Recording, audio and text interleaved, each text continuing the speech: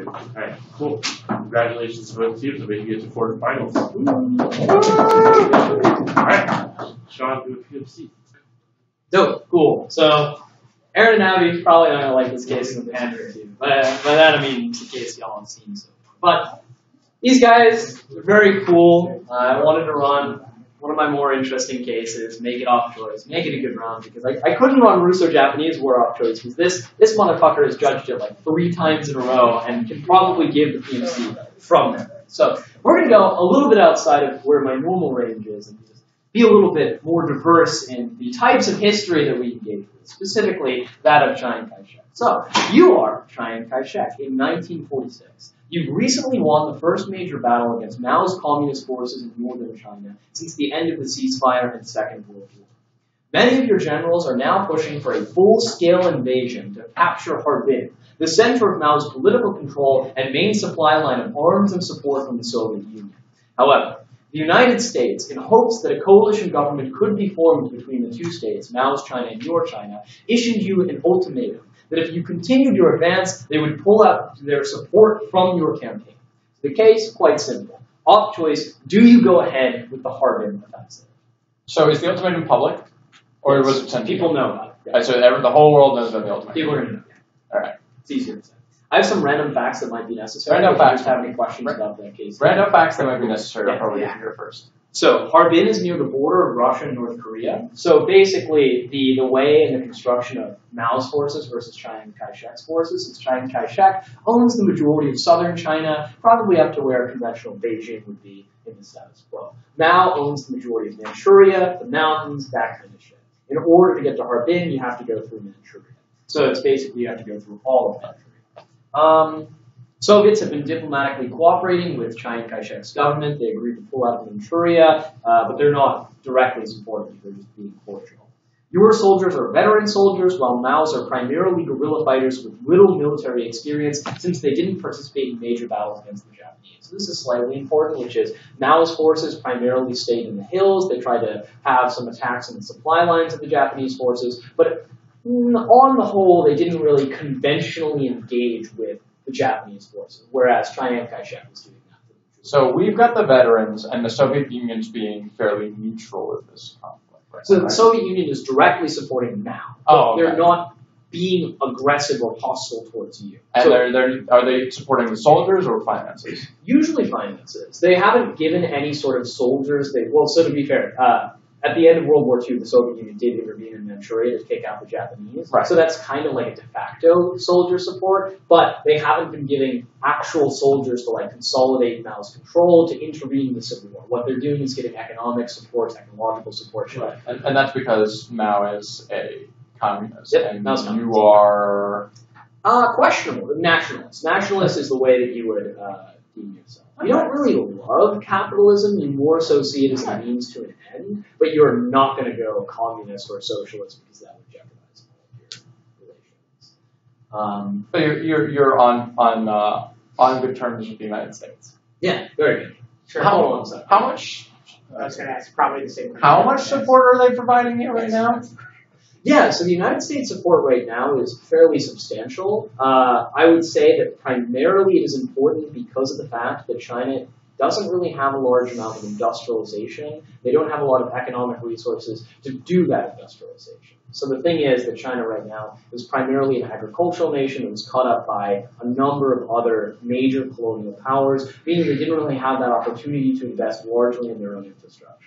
So the United States is giving them pretty vital aid towards their own development and industrialization.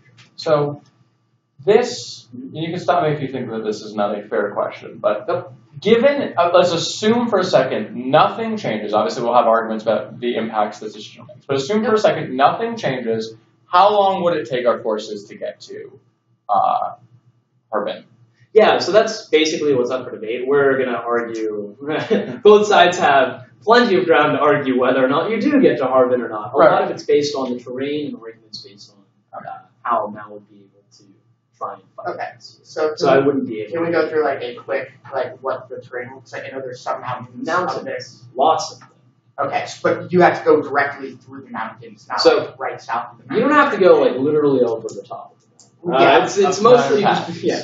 Right. It's a long, so mostly you go through mountain passes, but because of the fact that there are a lot of mountains, that it would take a fairly substantial amount of time in order to get to Harbin. So to be clear here, I know like it's very difficult to quantify many of these terms. I think the weighing analysis in the round generally breaks down to neither side. The side that is defending an offensive towards Harbin can't just sort of blitzkrieg there. They do have to go through a long and extended campaign. It will probably take a number of months, but it is technically possible. That was more where I was going with my question. Just so we've established that. Yep. Even if everything went well, it would still take time. If nothing goes wrong, it will take time. And Mao's people have been doing guerrilla tactics from these like mountain passes. Yep. Mostly against the Japanese. What has Mao's stance been on this coalition government? So previously he was in support of it. So prior to this specific event right now, the battle that occurred between Mao and Chiang Kai-shek's forces, Mao and Chiang Kai-shek were at a truce, right? So when the Japanese invaded, they're just like, look, we can't fight each other anymore. We need to be able to fight against the Japanese. Right. During that period, they were very cordial. They didn't usually fight against each other. There were a couple of skirmishes, but most of them were not out of malintent. They were mostly out of misunderstanding. So Mao was very cooperative to fight against the Japanese. Okay. But the Japanese are gone. Japanese are gone. Mao controls a lot of the east. Mm-hmm. So Mao controls a good amount of the east, but his primary center power is controls a lot of rural areas that just don't have a lot of civilization. Okay. And has the United States actually gone into any of the reasons why it is opposing, why it would want to withdraw, their motives in that way? So the United States, a lot of that is up for debate about the United States motives and hegemonic considerations. The United States literally just said we want to form a coalition government. That was the and they publicly said, so the whole world knows, if you go to Harbin, we're pulling out. Yeah. Okay. United States. Obviously, we can debate what will actually do it, but that has been said. It's publicly said. Okay. Because the round becomes real bad if you're just like, yeah. Maybe someone told something. In terms of resources and industrial capabilities, where are they in China? Are they in your territory or Mao's territory? Mostly in your territory. The limited amount of industrialization that has happened is mostly in southern China. Southern China is the most populated part. Now it has some industrialization that's being propped up by the Soviet Union, but not nearly to the same capacity you are because it doesn't have many people. Okay, this is really more trying to gauge what kind of resources are there for you to potentially grab, I guess. If you Northern China? Yeah, central. Yeah, so northern China's resources in comparison to what you have in central China are really negligible. The only point that you would want to capture Harbin is primarily because it's a vital supply line for the Soviet Union. And it's yeah. All right. So it's a vital supply line for the Soviets. Yeah, vital. So just give me the truth. How many men does Mao got? How many men does we got? So Mao has significantly fewer forces. We'll say maybe 30% of your capacity. Okay. All right. And your troops have been willing to fight for you. Yep, up until this point. Sean, what month is it? Are there any beaches? I always say March when people ask that question, so let's say March. What are the beaches? There are mountains. Not on beaches, but the mountains are there. What's the weather like? I don't fucking know. The weather changes every day. It was snowing 30 minutes ago. Oh, it wasn't actually snowing. That was Max's point. It was actually. It was. It was? Yeah. For 30 seconds. I don't know what gods y'all It's snowing in DC right now. Yeah. Alright, so who volunteers to be sacrificed to the Norse gods? I sacrifice my guy. Why is it always me? Alright. I think we have. So I don't know if Max or Tasha told you this, but my entire history class on Thursday was about this. Oh, dope. Yeah. It's going to be very topical. This is going to help you for your test. Actually, has Mao been pushing towards expanding into your territory? Yeah. He has. Yep. And, that was this battle. So this battle was Mao's kind of exerting his kind of control. Okay. Or not exerting control of it. So that's currently happening. The question is, do you push back against? No, so you already pushed back. You already won that battle. The question is, do you do a full-on invasion afterwards? Oh, okay. Yeah. So you've already stopped him from expanding. I mean, Initially. like, For now. Not yeah, perfect. that Obviously. in particular. Yeah, but for now, he's Okay. he's on the defensive. Yeah. For now, Mal's on the defense. Okay. I think I'm good. You good? I'm good. Okay. Yeah, we're not. Yeah. Oh, you're doing not this. invading. We're not attacking We're her, not. man. This is the first time. Oh my god. Really? Yeah. It's the Really? first time I've gone to defend this side. I'm so happy. Is everybody ready? Yeah. Fantastic. Thanks to everyone. 3 independent points to construct our case. The first one, quite unsurprisingly, is that the offensive is going to be effective. First warning, you've already won a major battle. The first battle in this conflict is crucial and is likely indicative of the long-term viability of either side's potential to take over China. When both sides fight against the Japanese, international actors were likely unsure of which side would be able to fight the long war against each other, given they were not pit against each other, meaning that they were sitting out to try and choose which side of China they ought to endorse, which side of China they ought to support. The ideological conflict between capitalism and communism is not yet apparent, meaning that most countries are incentivized to support the side that is more likely to win the conflict, because it will likely mean they have a better economic and political relationship with that side, since military support can be conditionalized on beneficial economic or political concessions in the future, considering the fact that it is more important to the average nation to care about the economic resources they can get from another nation as opposed to simply the ideological considerations. That would be what the average citizen would support. Therefore, both the KMT and communists have a huge incentive to throw as many resources as possible into this first battle that we mentioned in POCs because they know it is a huge international signaling mechanism. But secondly, under this argument about popular will. Additionally, both sides have another incentive to throw everything they can into the first battle, and it relates to the average person in China. Given that the average Chinese citizen has now been at war for nearly 2 decades, most people, regardless of political affiliation, will likely care about the cessation of conflict more than any other thing. Not just for the ending of this conflict that has almost certainly affected their lives by taking away their friends or family, but also because the only way that China can be reconstructed is through economic development and stability, which will only happen post-conflict and post-civil war. As a result, most individuals in China are likely waiting on the sidelines for a signal of who is more likely to win the coming conflict, which we are getting a more powerful signal by having this huge battle. Even if those who are not on the sidelines, even those who are not even on the sidelines right now, are likely war weary and willing to switch sides if it would mean that they were able to end on that winning side. This is especially important because the communists' main way of fighting this war is through guerrilla forces, which was reliant on hiding in small villages during times of occupation. Taking away these safe havens by having the signaling mechanism that the average person is not going to be able to win on Mao's side because they're not going to be able to hold out in long-term conflict against Chiang Kai-shek actually ends up undermining the guerrilla conflict that's going to be vital for the offense on their side of the house, meaning that you're not going to get enough of it in order to actually deter these assaults. But thirdly, on this point about veteran forces, given that you have a large amount of soldiers who are actually trained, it is very likely you're going to be able to defeat Mao's forces. Given that they are poorly trained, they do not have combat experience, it is unlikely they're going to be able to hold strategic points against your forces because defense of cities and major areas require large amounts of coordination. While Mao's forces have experience with fighting in guerrilla campaigns, they lack the strategic experience on both ends of their forces to coordinate defensive campaigns. On the commander's level, the lack of experience results in poor macro-level placement of forces, retreat calculi, and division coordination. The lack of experience facing large forces directly will result in the average soldier retreating too soon, not fighting in coordination with other divisions, becoming over-aggressive at other times, and potentially even routing with no chance of an effective regrouping point. Meaning, that without these command structures that are necessary to having effective guerrilla campaigns, you're not going to be able, as Mao, to hold off this major campaign that is leading towards Harbin, which is vital towards being able to continue fighting, because once Harbin falls, then the Soviet Union supply line falls, and then Mao is destroyed. But that leads me to the second argument.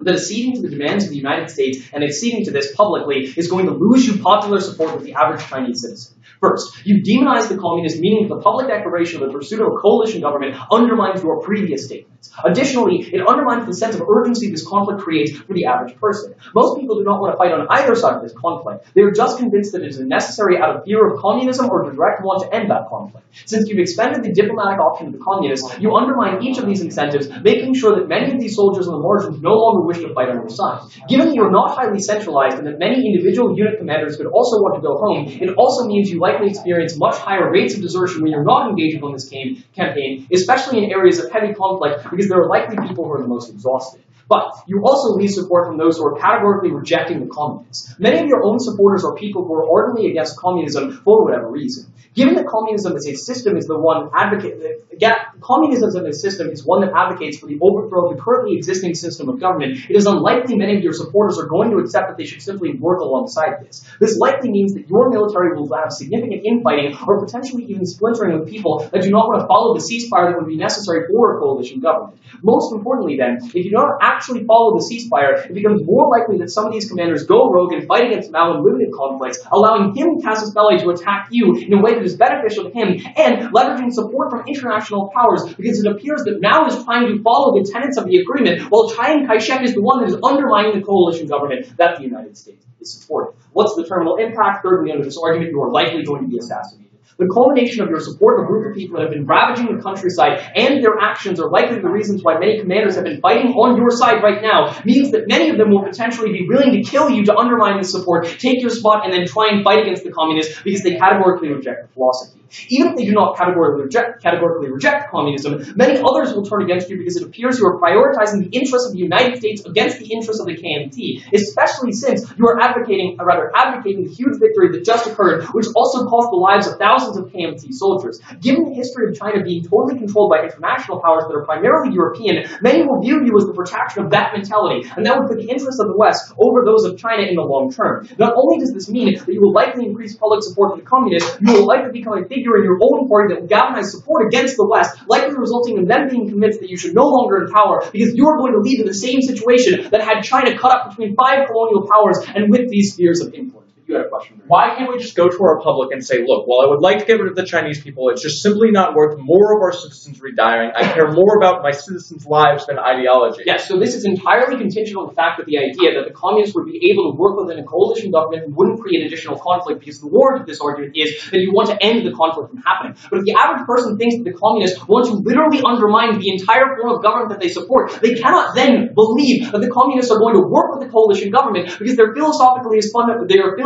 opposed to that idea, considering the fact that communism is not something that compromises very easily, meaning that you can say this, but they're not going to believe you and still reject it. Third argument, the United States will not pull out public support. Once you make it clear that you will be able to win this conflict, the United States will capitulate. As a hegemonic power, the United States cares about having countries on their side, especially ones that have developing markets to expand to. While it is not clear that communism and capitalism are going to be the primary drivers of hegemonic conflict, we can intuit based on the relative military power of the Soviet Union and the United States that there could be some sort of hegemonic standoff between those two direct powers. Given that there can be this hegemonic standoff, the United States will be risk-averse and potentially losing the support of nationalist China, especially given the fact that a public disapproval with China would likely ensure the loss of any economically special relationship with them in the future. Additionally, the United States has an overwhelming incentive to get China on their side, especially given the existing obligations to reconstruct both Korea and Japan in the long run, which means they will have long-standing defensive obligations to them and could likely result from some sort of, or rather, benefit from some sort of long-term political power in the region. Thus, even if you think that the United States will have to publicly condemn China for not going along with the ceasefire, their lack of public support means nothing, because yes, they can send a diplomatic saying that China did something badly, but the United States will probably then covertly support the Chinese because they have direct incentives, and in either of those situations, you're still able to win the offensive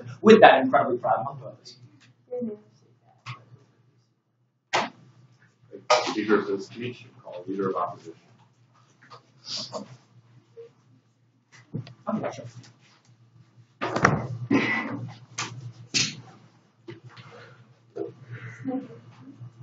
Sponsorship, all right.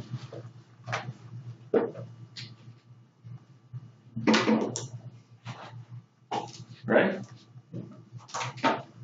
Unsurprisingly, some independent points. The first one might be a little responsive to that third point that Sean gave us, but we think broadly it's incredibly important within the context around the United States is going to pull support members of the panel. Why do we say that? Even if they don't want to, even if they have incentives not to, as Sean very briefly tells us at the end of On Case, they have 3 overwhelming reasons why they must pull their support. First is the idea of red lines, that in order for the United States' word to have meaning, they need to actually back up their word. When the United States says we're going to pull out if X happens, and X doesn't happen, it undermines the United States' efficacy in making declarations like this in the future. This is where Sean's own arguments really hurt them, because if you buy that the United States is trying to demonstrate it as a powerful power, it needs to have significant amounts of soft power to get people to join its sphere of influence. What does this mean? It means that people need to take the United States' threat seriously. If they don't take the threat seriously, this is the second reason why the United States has to do this. Because the United States needs to show that they are strong. They're the ones who dictate the terms and conditions of their alliances. That the people who they work with have to listen to them. That they are the hegemon, not other people. So they dictate the terms of this Cold War. Why is it incredibly problematic, and why does this preclude them from covertly supporting Chiang Kai-shek? Because it shows Chiang Kai-shek, and then by extension other leaders, if Chiang Kai-shek ever tells people about this, or if he still succeeds, that you can just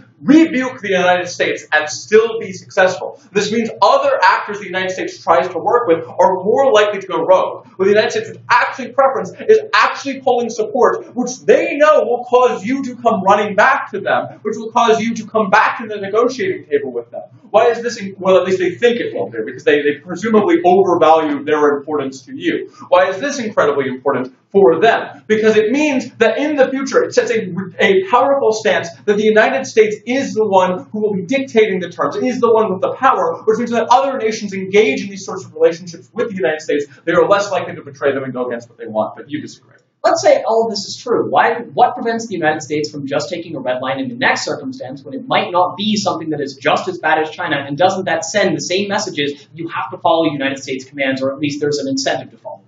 Even if, well, first off, the United States isn't going to risk this on the idea that maybe next time there will be a situation where they can set a red line and then not have to break it there. Like, probably a similar situation will come up. Also, it's an issue of precedent. Presumably, the United States doesn't want the second nation to break the red line, or the third nation. It's a lot stronger if the first time you set the red line, you go through with it. That sets a powerful precedent, rather than seeming like the nation that might support red lines half of the time, right? But not the whole time. This still gives people incentives to break your red lines. Second independent point, why we think the Soviets will support that. We made it very clear in VOCs, and we asked Sean several times, that this place, Harbin, is an important supply line for the Soviets. Well, and also, the Soviets have strategic incentives to have Mao win. What are these incentives? First, the incentive of a global communist revolution. Part of the doctrine of communism is the idea that communism is a universal, non-national form of thinking. This means that communism isn't just Soviet, it's worldwide. In order to have a global revolution, you need other nations besides the Soviet Union to flip communist.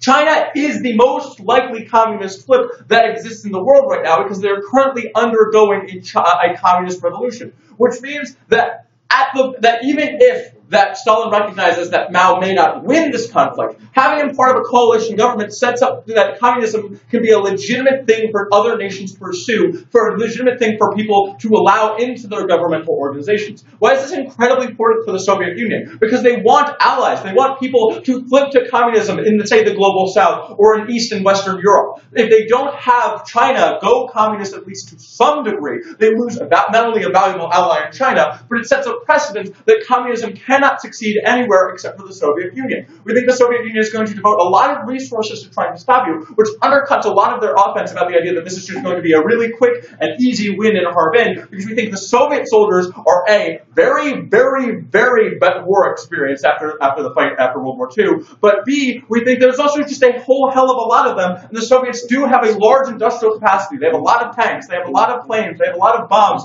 they have everything they need, and they're really good at defending cities. They held out in Leningrad for something like 930 days. This is going to be a really difficult fight for you, even if the Soviets don't send soldiers and they just send advisors and they're like, hey, here's how to do city sieges, here's how to defend, here's how to set up walls, here's how to do all of these important things. Our third point, though, is we think you can't even get to Harbin. So there's a couple of problematic things that occur when you try to march onto Harbin. First is the mountains. We think mountains are incredibly difficult to cross with large armies for a variety of reasons. The first one is getting supplies across the mountain is difficult. We know supply line arguments are overused on APTA, but if you actually think about it, you do need to physically carry the food you need to eat, the ammunition you need to use. This is hard enough as it is when you're marching over plains or over large fields. It's incredibly hard when you're going through mountain passes, given that a lot of mountain passes make it difficult to move mechanized infantry and tanks and carriers and APCs through them, because a lot of them are are very much too deep. This is doubly problematic when the defenders can just set up guerrilla combat, something we're told they're very good at in the mountains. Yes, they don't have to engage us one-on-one, but they have to pick us off, destroy our resupply transports, blow up our APCs, set mines in the passes, kill our captains, do whatever they need to slow us down and make this war very long and brutal. What is the impact of this? That the Harbin offensive just sort of putters out and doesn't do well. Even if you can get through these mountains, now you're across the mountains, your supplies still need to cross the mountains to resupply the siege, and if you buy that these individuals will be very good at defending cities, which are more easily defensible, especially when it's not easy for you to, say, get bombers or weaponry across these mountains very easily, we think that what this means is that you're going to have a lot of people just slamming against the walls of Harbin and getting destroyed by these individuals, especially if they're backed by the Soviets. But our fourth independent point is why we think this coalition is good. First off, we think it is more representative of the people within your states. Why should you care about this representation? Not only do we think representation is a moral good, that people have a right to opt into their government, but also when people feel more represented,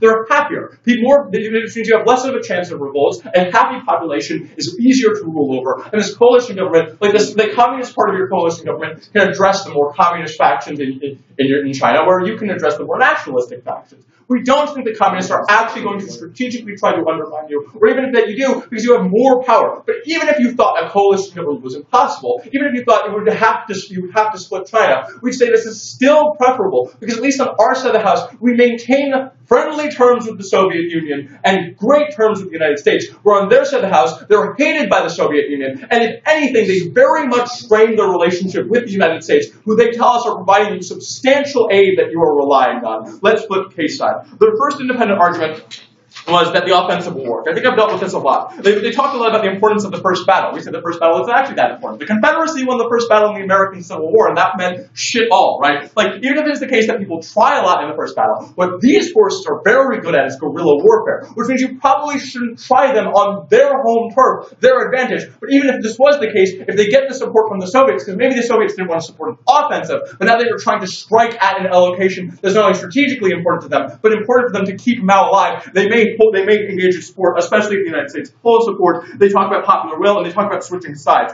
I'm going to want you to remember these arguments about switching sides when we get to our second independent point, which is about coalitions undermining. They say, but people care very much about ideology. So first, if this is true, why are people switching sides? Clearly, people care more about war weariness and not dying, which means when you go to your people and say, look, I don't necessarily like the communists, but trying to march through the mountains and fight the Soviet Union and an organization that is very good at guerrilla warfare when the United States has told, our only ally has told us they will full support if we do this, is a terrible idea and we'll get millions of our people killed. I care more about your lives than doing this. And people who are very war-weary, who don't want to die, will probably prefer that over that. The third independent point I already responded to about the United States capitulating. We told you very clearly, even if they wanted to capitulate, they won't. And even if they only privately support you, they're definitely got incentives to strain the relationship with you. Very proud to oppose. Good. Here.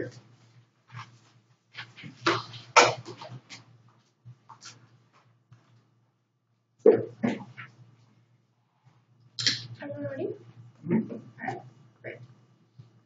So when we look at the considerations of the United States that come out of error, we see in our society that sometimes when we cross red lines, we don't do things, which I think is exactly what's going to happen on their side of the house, or on our side of the house. Recognize that the United States is not fundamentally irrational. When the United States has economic concerns that are prevailing, when the United States has hegemonic concerns that are prevailing, it will not enforce its red line. It will continue to help China, will continue to support Chiang Kai-shek's force. The United States is not going to full support for a couple of reasons. First of all, because it's fairly easy for the U.S. to come up with a justification for why they didn't intervene in this situation and say, oh, we needed to fight against Mao's forces who are perpetrating genocides against their own people, or things like that. They can portray Mao as more dangerous than Chiang Kai-shek's forces, which is why they didn't pull their support at that point in time, because the U.S. sort of PR machine is just powerful enough to do that. But also because the United States is going to look less credible if it leaves its allies behind, which is a reason independently why it wouldn't pull its support. Because its allies need to think there's somewhat of an equitable relationship relationship. It's not entirely the U.S. telling them what to do. If its allies do feel like that, then the United States is going to lose out on its sphere of influence in other places, which is the reason why the United States is not going to try to look like an imperialist power in this instance, and it's going to continue to supply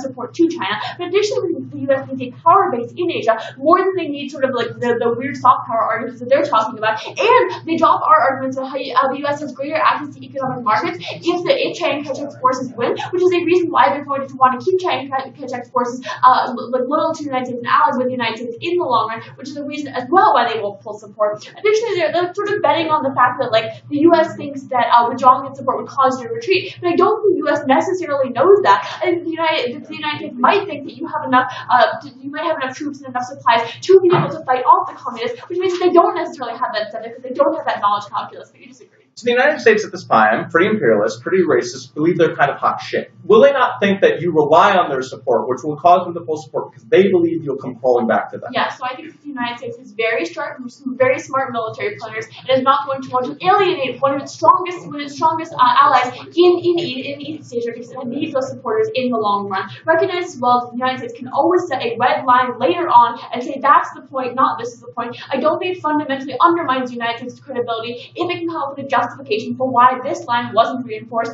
or if it's so important, if this red line is actually so important, the United States has to do something, then we say like the U.S. can just give Chiang Kai-shek a diplomatic slap on the wrist that solves for all the credibility problems and allows them to continue providing the aid that you may need. The second thing he talks about is about like the Soviets. We say like if it's so important to the Soviets for Mao to win, then it is strategically important for the United States as well for counterbalancing incentives, which is the reason why the United States would decide not to cross that red line, would decide to continue supporting you. They say like it's really important to set this like precedent of a communist country, but like first of all, the precedent has already been set, right? Because like Yugoslavia has already turned communist, so there are countries in East Asia that are like turning towards communism. So this is not a strategic tipping point. But we also think the Soviets are not going to engage with Mao because it would piss off the United States. And at this point in time, because the ideological battle between communism and capitalism is not yet set, they don't necessarily want to do that because the United States has nuclear weapons and the Soviet Union doesn't, which means the Soviet Union doesn't at this point in time, which means that the United States means that the Soviet Union would be fearful of the use of those nuclear weapons, which is the reason why it doesn't want to directly get into conflict with the United States. But additionally, we would say that Mao has a kind of communism that is less under the sphere of influence than the USSR would prefer. Mao is very focused on sort of state communism and not the like overall or the overall sort of vision of communism.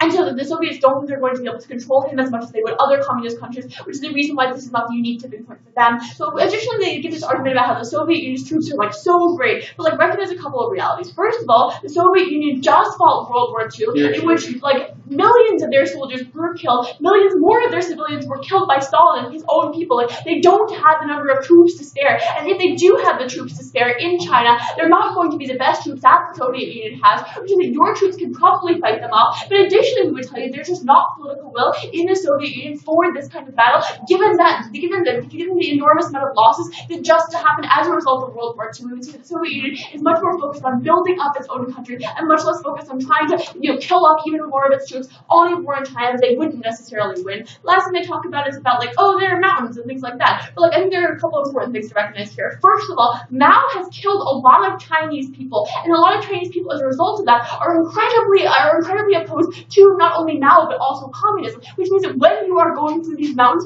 you are going to be able to get support from the local populations, which undermines a lot of the arguments they're giving you about how it's so hard to get through the mountains. But recognize as well there's an optical advantage for being sort of the strongest force and being the status quo in China. I mean that people are more likely to support you. They think that like if you come out victorious at the end, you have the ability to punish them, whereas Mao as the sort of the challenger would have to get their support at the end of the war, which means that they have an incentive to continue to aid you, even if they're not ideologically aligned with you. But additionally, we would say that the campaign is short, which means that like you can get across these mountains. It's not particularly difficult, and you don't have to establish these long supply lines because it's just not lasting for a long period of time. So you can just carry all the supplies that you might need with you across the mountains. You don't have to establish these long routes that are easily disrupted. No, thank you. Like I said, lots of these people are very war weary, and so they want to come with you because they think that you offer the best chance of ending the war. Now going on case, we talk talk to you about why you're going to win. I think a lot of the things that we give you here on case don't go adequately addressed. We tell you you've won your first battle, which is critical to draw on the support of international actors, and you're going to be able to draw on supporters who want the economic connections like the United States. The United States wants the emerging markets that you would create under a capitalist system, which is the reason why they're going to support you. The Chinese citizens care first and foremost about the cessation of conflict, which means they're only going to join you when they think it can be decisively won, and then you have demonstrated that. We also think that you're going to be able to bring in Mao supporters, and they critically and don't handle the argument that we give you, which is that it's not the people that are incredibly ideologically polarized. And the military commanders are also not as incredibly ideologically polarized. So when you show that you have a better chance of winning the war because they're so war weary, a lot of Mao's high level supporters are going to switch to you and bring their troops with them, which makes it easier for you to win the war. We think that if you don't go on the offensive, it's just a stalemate, and there's not going to be enough popular support because it's not going to look like you have any ability of ending this war. We additionally tell you that you have veteran soldiers, that your soldiers are better qualified, that Mao's are disorganized and have less experience, which is a reason in and of itself why you'd be able to fight them off. We tell you that guerrilla warfare is dependent on support from the populace, which Mao doesn't have, and you have. Additionally, that you have this show of strength, and the military commanders will switch to you. And they tell you a coalition government is going to be better because it's more representative of the people. I think this is largely absurd. Coalition government will fail anytime you try to implement it because you're trying to put two people in place that are fundamentally ideologically opposed to each other. Communism and capitalism, Mr. Speaker, cannot coexist in the same government because they have different aims, which is the reason why your coalition government would not work. But additionally, if you try to split China in half, like they're advocating for with their coalition government, we think it'll make the people angry. It'll make it far more likely that something like a coup will happen, which will undermine stability in the long term. Second thing we talk to you about is about ceding to U.S. demands. We tell you if you don't go on the offensive and your optics look bad because you look weak, we say your soldiers weak. You need to show a demonstration of strength to keep them with you. We tell you that people in China are dramatically opposed to communism, and if you turn it into a coalition government, which A, won't work in the first place, B, you'll just lose their support and they won't continue to fight for you because they think that you're not advocating for this anti-communist stance, and that if you try to form this coalition government, because it's so unsuccessful, a third-party group could just spring up to challenge you. We tell you about assassination, this goes cold drop. We tell you people want to reject communism, and this looks like you're giving up on the lives of the KMT soldiers that died, that you're disrespecting their memory, and you're kowtowing to the United States, which causes anti-Western sentiment. We think the United States actually understands to some extent that anti-Western sentiment would exist if you kowtow to them in this instance, which is the independent reason why they'll let you get away with this. Third, we tell you the United States is not going to pull out, and they're going to continue to back you because communism and capitalism might eventually come to a stand, which means that the United States, predicting this long-term possibility, will continue to support you, but also because of the power balancing and because they want allies in the area for their strategic reasons, and because if they don't support you, then they risk the possibility, they risk losing the possibility of having basis in the long run for their strategic interests. For all those reasons, very proud to propose. Big speaker for the speech. Your opposition.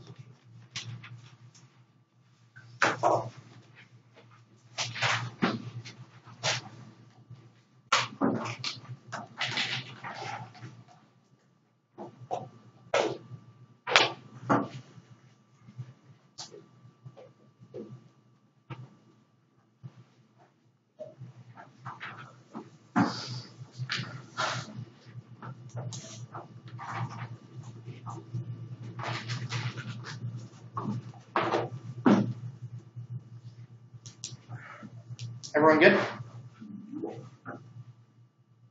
Jumping right in. The first thing we talk about is how the United States is going to pull their support of you. This is going to be incredibly detrimental to you. What are the responses we get from media? First, that the United States is irrational. This is true. We actually gave you a big incentive why the United States thinks that you actually have a good shot of coming back to them, and this is a part that's not necessarily grappled with, but incredibly important. They think what's going to happen is they're going to pull your support. You're going to realize that you're reliant on them, that you need the resources, and therefore are going to turn right back to them. Meaning they can show that they have the hegemony without having the option of not necessarily being involved. But here's the double bind. If you buy Geneva's analysis later down under this point that the United States thinks that you're sustainable, then that's another reason why they're going to pull your support, because it means that they believe that you have enough resources to fight this fight without them, meaning there's nothing lost by them pulling their support. Meaning on either side, the United States is going to pull the support to show their strength and not necessarily give in to your demands, because that's what sets the stage internationally for other countries to go ahead and stop and go and betray what the United States wants, and especially if they're predicting a long-term global conflict, this is going to be problematic for you. But then Geneva says that it's easy for the United States to come up with an excuse. You could say things like Mao is dangerous. First of all, no one's going to buy this. Mao just lost a major conflict to you when they tried to push forward. This is without United States military support, or like the support they were given, but not necessarily troops on the ground, meaning they will probably lose in the future. People aren't going to buy that Mao is this incredibly dangerous person who is going to win when his pushes haven't been successful. She says that you're going to be leaving your allies behind. But here's the difference. Most alliances aren't formed on the condition of offensive attacks. They're formed that if you get attacked, we will come in and help you on the defensive. This means that the United States is happy to help you if they come in and attack, but don't want you to be pushing on the offensive and creating future conflict. This is the conditional that's incredibly important, that shows that you're not leaving your allies, but just don't want your allies to do stupid things and won't support them when they do stupid things that the United States believes is going to be failing. They tell you that you want to be a power in Asia. Here's the thing. Your major spot in Asia right now is not China. It is the massive amounts of military bases you have in places like first you're developing in Japan after the war just ended, but alternatively in the Philippines right now, where you have plenty of military support, China isn't going to be a meaningful tipping point for you at this point. But alternatively, they say that the United States thinks you have enough. This is a double mind I said earlier. If the United States believes that you have enough resources, then they believe that you have enough to fight without their support, meaning it doesn't matter, they're going to pull it anyway. The second thing this all means that the United States is likely to pull its support. They have strategic interest in doing so. This is going to be very damning for you if you believe that you need United States support in the long term in order to finance and run whatever military operations and government you have. Secondly, they talk about how the Soviets will support Mao. We tell you that the Soviets will support Mao. We tell you that they eventually wanted to lead to global communism. They say, well, there's a precedent being set. Oh, sorry, the last thing they say here, stepping back a tiny bit here. They say that all the United States needs to do here is slap you on the wrist. But here's the problem. Slapping you on the wrist still loses your legitimacy if you buy any of the argumentation they say. If they show that the United States is slapping you on the wrist and shows that you aren't that legitimate of a leader, that the United States thinks you're a bad leader, if you buy their argumentation about how people are still willing to flee to the side that they think is strong, slapping you on the wrist might be enough for them to go and turn to the other side and start supporting Mao instead. We still think that's a strategic problem for you. Okay, now going on to the fact that the Soviets are going to be supporting Mao. Here's the problem with this point that they never engage with any of their responses. We'll get to their response in a second. The only reason the Soviets are going to escalate into any kind of conflict is if they feel their interests are being actively attacked. Under a coalition government, this isn't the case. There's going to be cooperation. This type of Cold War mentality simply doesn't exist, as both sides have pointed out. Meaning the only reason it escalates to that point is if they see you going on the offensive and going in directly attacking their supply lines to China. That's how you get the Soviets ramping up their military reduction, and that's how you actually push them into getting involved militarily. We tell you they're neutral right now. The only responses we get first is that this sets a precedent. So first of all, there's a precedent set because places like Ukraine, stuff like that, have turned, or Yugoslavia has turned. So like no major country has turned. Yugoslavia isn't that major of a player in the international field right now. This is substantially larger, meaning if you go on an offensive and attack their interests, that's what's going to bring them in and start the military conflict. They also say that there's no ideological problems. So yes, the ideological problems don't exist right now. It's not this massive Cold War, but that only happens when there's military aspects to attacking them based on the fact that they're ideologically different. This is what it's going to be perceived as by the Soviet Union, and that's why it ramps up to this level. Then they say Mao wants state communism. That's more or less what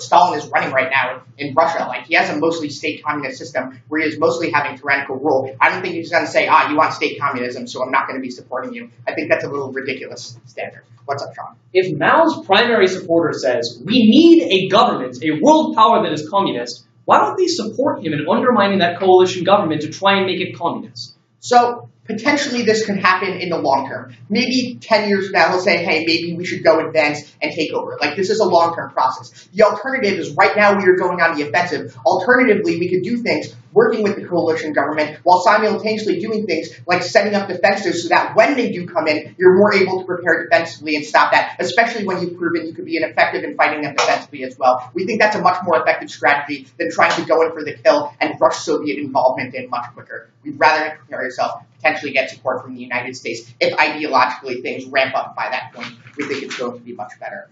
They talk about how, third point, how you can't get to Harbin. We tell you that the mountains make supply lines very difficult. They literally just don't respond to this. The only thing they say is local support exists. So, like, what are these local people in these mountains going to be giving you? You have lots of farmland for food. goats maybe. I really don't know what unique benefits they're going to give you. They don't have industrial capacities to give you weapons, to give you ammunition, the things that you actually need to fight, meaning their support isn't going to be a meaningful tipping point. But then they say Mao will need support from the individual people, so therefore he's going to need, so you could undermine his support. So here's the thing. I think it's disingenuous to say that these people support you. For years, you have been incredibly aggressive and horrible to people in rural populations in China, which is why a massive amount of people turned against you and joined with Mao in the first place. Meaning they're not going to just turn back to you and say, hey, we really like you now. Mao's the one who's saying, hey, I want to help these rural people take these means of production back to them. They're obviously not going to turn back to you and say, maybe we like this capitalism thing after all. Like, I simply don't see that occurring whatsoever, and that undermines a lot of their offense. The fourth thing we tell you is that the coalition is good. The responses we get to this kind of come on case about how it's not that important and how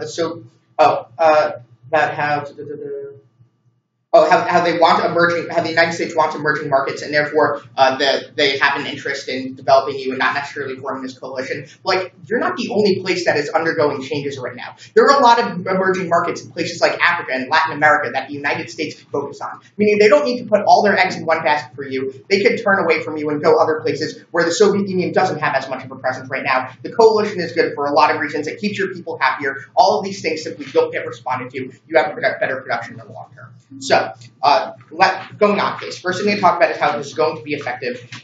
We tell you that this is not, that all this thing about the first battle is not that important, that the idea of guerrilla war undermines this first battle mentality. They say they want these emerging markets. They don't really respond to all these things. I already dealt with this. But they say your people, that Mao's people are war weary. But here's the comparative here. Mao's people joined Mao knowing they will be fighting in these revolutionary battles, and they will be fighting. Your people are just staying in the status quo and haven't changed. Your people at this point are probably more war weary because they haven't committed to a system knowing that in the long term they are going to be fighting. So they're probably much less dedicated, given all the arguments they talked about under this point about how a lot of people are willing to switch sides at this point. Meaning you probably have an interest in not pushing them into more offensive guerrilla battles where they're going to be slowly chipped down in a way, particularly when you have lacking ability to get supply lines to do this effectively. Second, they talk about how you lose support by giving into the United States. Like, again, the United States is going to have this leverage over you either way. At the point where that's true, you're not going to lose substantial amounts of support. They say you need to demonstrate strength, but just beat them. You just beat them, so you've already demonstrated their strength. All these things you've already done. You've shown that you're stronger than them. There's nothing really unique you could gain by doing this attack, and for these reasons, we're incredibly effective. Yeah. Couple questions. First, what about US or USSR reaction? For the USA, as Mac points out, there's two predictions. Their first prediction would be that pulling out will stop you and force you to negotiate and come back to the table. As such, it is within their strategic incentives to pull out because they both get the benefits of establishing a strong red line and looking optically very powerful, set a precedent that they're not going to support their allies in offensive warfare, but support their allies in defensive warfare, and also manage to get you to come back, capitulate with their deals, which controls you, Chiang Kai-shek, more specifically, better in the long run. Their second prediction is that pulling out will not stop you because you have enough resources to do this anyway. As such, they still pull out because then they access all of the benefits of like having you kick out to the communists and remain as a capitalist power. They still get to say, hey, look, this was our deal. We're going to stick to our deal. Look optically very strong, and also don't have to worry about trying to go back against the red lines, while simultaneously, as they said, like engaging these sorts of things. Even if you buy that the United States might give you some covert support. One, we told you that's not in their best interest because they want to uniquely control you and make a statement to you as Chiang, but also, as Matt told you, even a diplomatic statement could be meaningful in this time period, given that Sean's own arguments about people changing sides based on who it seems like the world will support. Yeah, sorry, can I point one out quickly? Not the second argument about diplomatic support, but the response to covert support that Eric just said about the United States not being in their strategic interest to give covert support is a response to the last subpoint of PMC, which did not come to the LSE. So I said that the United States in LSE, to be fair, this wasn't off case, but I did say in off case that the United States had strategic reasons not to support, to rein in you specifically. Yeah, so you're saying that it's you as a response to covert support. Like you made an argument. Yeah, and I am just applying. Okay, so you go with that. Yeah. Right. Take into consideration individual. Cool.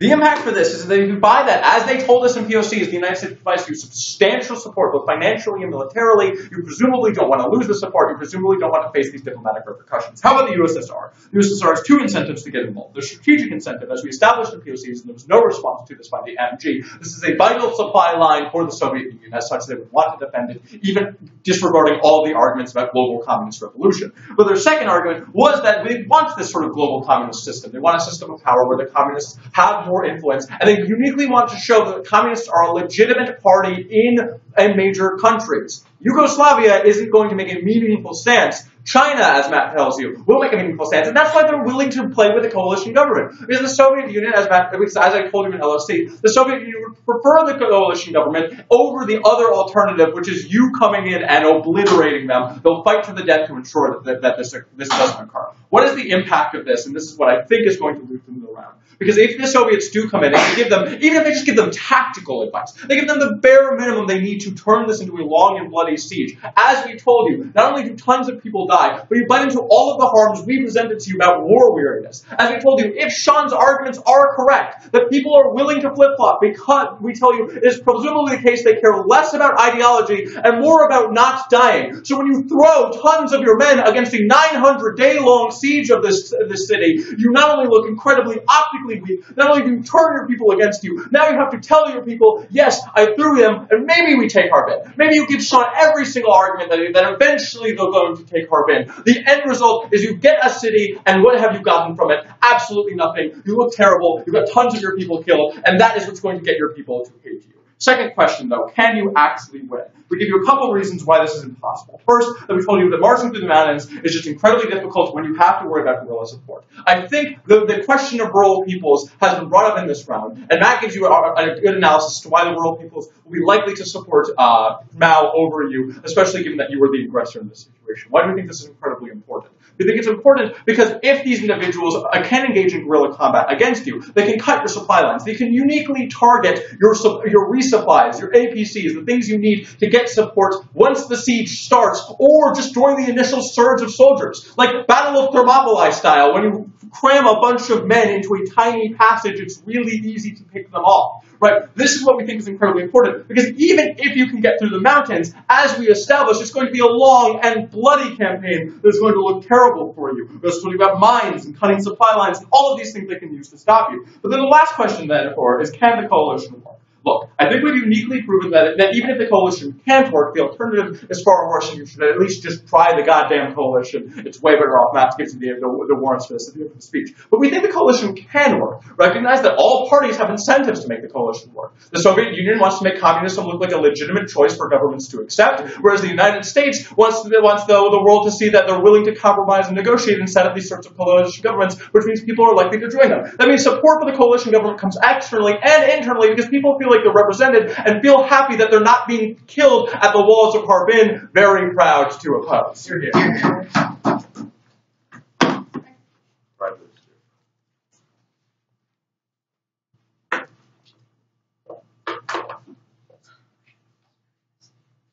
Cool.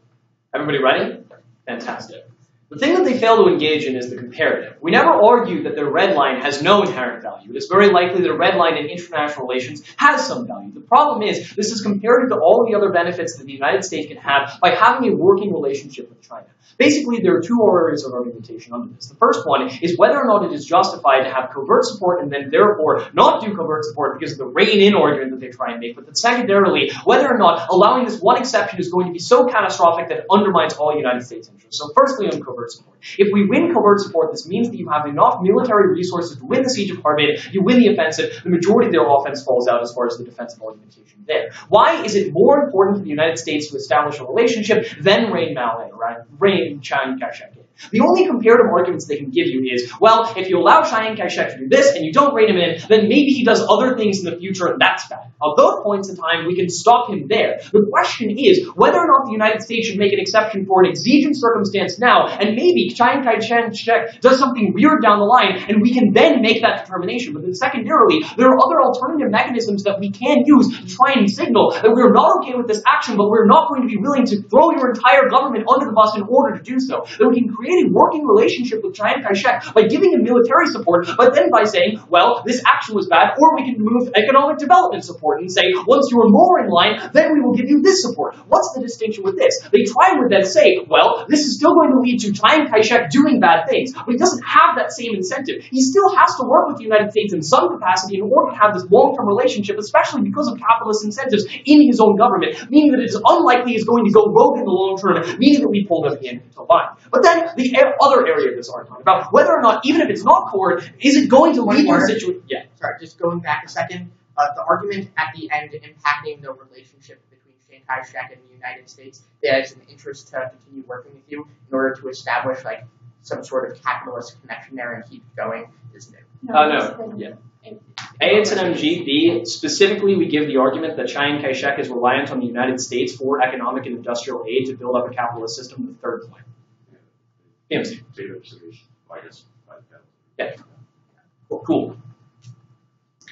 Even if you don't buy that, the reality of the situation is the only negative harms of this are what happens in other countries. Let's give them literally the most offense they can get from this point. Maybe Belgium does something shitty and then we have to say Belgium did something bad and set the red line marginally down the line. Perhaps that is bad, but it is not comparative to potentially allowing the Soviet Union to invade China and losing this major market that's always going to lose them the round on the comparative. Then the second question. Do you win the offensive? So, two areas here. Eric gives the weighing analysis where he's like, look, even if you win the offensive, people are going to hate you so much that they're never going to be able to trust you. Then coalition government's undermined. That's the only comparative analysis they have in the coalition government. Here's the problem, though. People aren't going to hate you even if this is a bloody and protracted battle and offensive. Why? Because people, as they accept on their side of the house, are more concerned with the ending of this civil war and making sure that nothing ends up happening, that there's no more conflict. Meaning that even if this one conflict was bad, the cessation of all conflict convinces the average person to support Chiang Kai-shek and the coalition government. Why is this true? They ask a POI to PMC and just ignore the response, which is, yes, the average person might want the war to end, but if they look at the coalition government and say, this coalition government clearly is not going to end conflict, then they're not going to support it and they're not going to support your regime. Why can we intuit this? Their own arguments, that the coalition government is never going to be truly comprehensive of everybody's ideals because one side is communist and therefore is necessarily philosophically opposed to the construction of a government by the other side. This means you can have no cooperation between these two philosophical sources in the long term. Perhaps in the short term you can pretend, but nobody's going to be able to think that the communists aren't going to fuck things up 5 to 10 years down the line, meaning the average citizen isn't going to think the coalition government is the actual way of solving the conflict. Instead, it is a temporary ceasefire that doesn't make anybody's lives better. It just pushes things down the line. Why do we win the offensive on our side of the house? Lots of reasons. So, they basically say the Soviet Union is going to invade. The Soviet Union won't invade because they have literally a destroyed military. Then they say, well, the Soviet Union said military advisors, and that will be fine. But the Soviet Union has a working hegemonic relationship with the United States in many other areas that they don't want to jeopardize, meaning that they're not going to give military leaders and tacticians to these areas because they don't want to piss off the Soviet Union because they have other areas that are more important to them, considering the fact that other sorts of communist ideas are also important to the Soviet Union. Point of order. So definitely he said that there were other areas. I don't think he ever said that they were more important.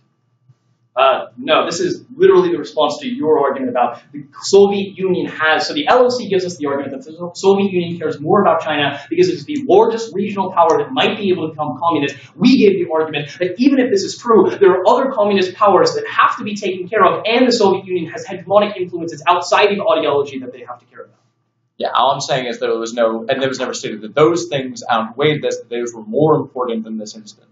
This is the second point in my second point of case. In the second point of case in my MG, the second point of that, and then also the fourth point of that.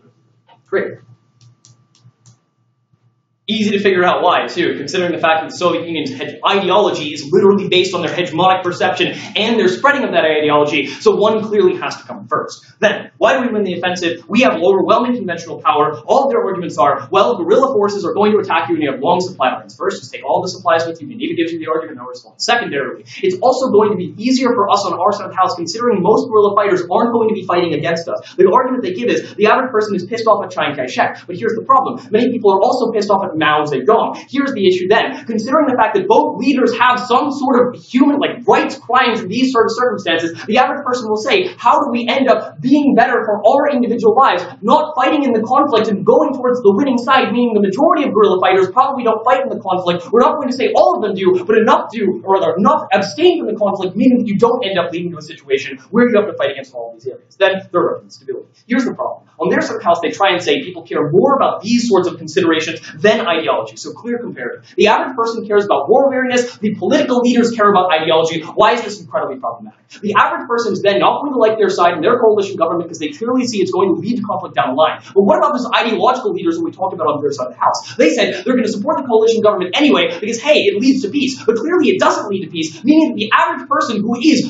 somebody who is nationalist is going to reject you in particular and probably assassinate you. Considering the fact that they kill you, this is the only weighing analysis in the round that matters, because the only things they said that mattered were China and the nationalist government. But without you, you plunge China into a civil war, throw the coalition government out the window, and that is why we're proud to propose. There.